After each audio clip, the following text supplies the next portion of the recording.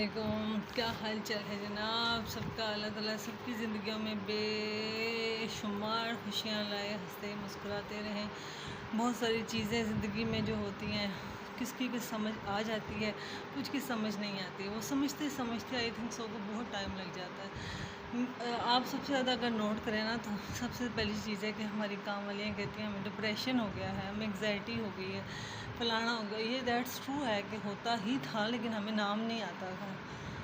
तो यहाँ पे सिर्फ छोटी सी बात है कि अगर हम अपने, वही मैं हमेशा कहती हूँ कि हमारा दौर कोई इतना पुराना दौर नहीं है। कुछ अरसे पहले की यही बात है कि हम अपने माँ बाप की बहुत इज़्ज़त करते थे। मुझे आज भी याद है कि मैं मरी के लिए ट्रिप पे जा रही थी। अब्बू ने बाहर से आए हुए थे तो ट्रिप जा रहा था। तो मैं तैयार होकर बिल्कुल जस्ट घर से निकलने लगी थी तो अब्बू ने मुझे पीछे से आवाज़ दी, नहीं कुड़िया कितने चली एडी सुबह सुबह बैग चुक के। मैं कहा बुझी आज ना ट्रिप है तो वहाँ जा रही हूँ। कहना ना चुप कर के ना अंदर वड़ के बह जाते ट्रिपा शिरपा तो कुड़ियाँ नहीं जाती। पढ़ने वाला काम कर किया करो, सैर सपाटे ज़िंदगी बड़ी पई है। तो कहने का मकसद है ना तो उसको दुख लगा ना कुछ ऐसा लगा, चुप करके बैग साइड पर रखा तो सो गए। ना तो कोई इतनी टेंशन थी लाइफ में। आज हमारे बच्चे, जब फिर कोरोना आया फिर हमने बच्चों के हाथों में मोबाइल दे दिया। सबसे बड़ी चीज़, आप कभी कोरोना से बाहर पहले का थोड़ा सा व्यू याद करें ना, तो कोरोना से पहले हमारे घर के हालात ये नहीं होते थे। हमारे घरों में थोड़ी सी एक क्या कहना चाहिए पाबंदी होती थी कि बच्चा अगर टीवी देख रहा है या और चीज़ देख रहा है तो वो टीवी का रुख सामने करेगा, एक ही जगह पर बैठेगा। लेकिन बच्चों ने जब क्लास लेना सीखी कि अलग-अलग कमरों में बैठ के खामोशी से क्लास सीखनी है, बैठना है, वो आहिस्ता आहिस्ता उसको मैं समझती हूँ अपॉर्चुनिटी भी मिल गई। कमरा बंद किया और अपनी क्लास ली। और हम भी मजबूर हो गए इस बात पे कि हाँ जी पढ़ना तो होना है, शोर भी हो रहा है बाहर तो क्लास लेनी है, कभी टेस्ट है। इन्हीं बातों को यकीन करें माँ बाप भी कर गए। और अब जबकि थोड़ा सा नॉर्मल हुआ तो हमें ये चीज़ बर्दाश्त नहीं होती कि हमारे ऐसा कोई टाइम ज़िंदगी में नहीं था। जब हम वो लोग हैं जिन्होंने मतलब वहाँ पे मारे खाई हुए हैं कि जुत्ती को नहीं पाई तो ऐ हो जाएगा। मैंने शर्म आपको मज़े का आगे सुनाती हूँ कि मुझे याद है अभी भी हम सारे बहन भाई ऐसे खेल रहे थे तो अम्मी ने बड़ा मना किया कि इनको मना करो। मैंने यार सबको मना किया, कोई भी मना नहीं आया। तो बस सारे आए, अम्मी ने बैट उठाया और अम्मी ने मारना शुरू कर दिया। कहने जेड़ा सामने ना आ जाए।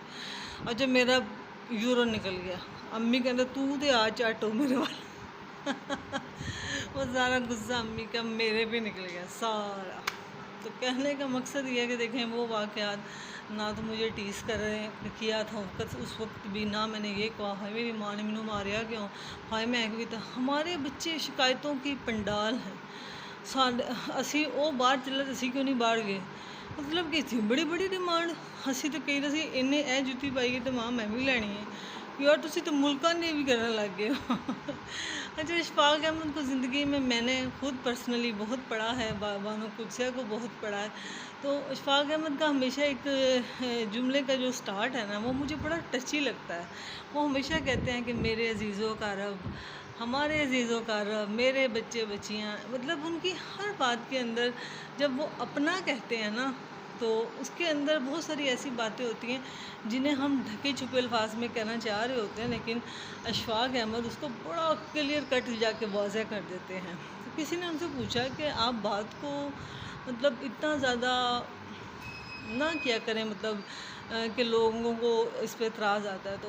तो अशफाक अहमद साहब ने कहा कि जब मैं कहता हूँ ना मेरे अजीज़ों का रब, तो मेरे अपने बच्चे हैं। मैं अपने बच्चों को समझा रहा होता हूँ, तो इसमें कोई ऐसी बात नहीं है। ये था हमारे बड़ों का सारा सिस्टम। अब आज के बच्चों को तो हम कंपैरिजन तो नहीं कर सकते अपनी लाइफ के साथ, लेकिन बच्चों की परवरिश करना बहुत मुश्किल है। इसके लिए बस अब दुआएं की जा सकती है कि अल्लाह ताला इनको नेक हदायत दे और नेकी के रास्ते पे चलाए। लेकिन जो एक परवरिश हुआ करती थी और वो जो मारें पड़ती थी, यकीन करें ये वो मारें ही हैं, ये वो तरबियत ही है जिन्होंने बहुत, आज देखें आज मेरी शादी को शायद 18-19 साल हो गए हैं और 19 साल पहले ही मैं इस घर में आई थी। बहुत अप्स एंड डाउन आए, क्विट होना है, लेकिन जब जाती थी अम्मी को देखती थी तो परेशान हो जाती थी कि अम्मी को लगता, मैं अम्मी की आंखों को पढ़ लेती थी कि अम्मी डर रही हैं, कि अम्मी के दिल में है कि मैं दुनिया को क्या जवाब दूँगी। मैं अम्मी को कुछ कहे बगैर ही गाड़ी में बैठ जाती थी और सारे रास्ते कम से कम भी टोबा टैक्सी तक मैं रोते हुए आती थी। कुछ खाने को दिल नहीं करता था, ऐसा लगता था हर दफ़ा नवा ही मकलावा आया है मेरा।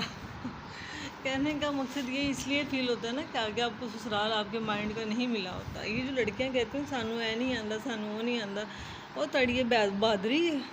आपकी डिग्री अपनी जगह अहमियत रखती है। मेरी डिग्रियाँ हैं, यकीन करें मेरी तो डिग्रियों ने मुझे पागल कर दिया था, इस वजह से कि मैंने बहुत मेहनत की हुई थी। मैं सोचती थी कि यार इतना पढ़ लिख के तो मैं दिन नहीं जो चले जाना, मैंने कुछ भी नहीं करना। और तो इसलिए बहुत सारी चीज़ें ऐसी होती हैं जिन पे सोचना पड़ता है, गौर करना पड़ता है।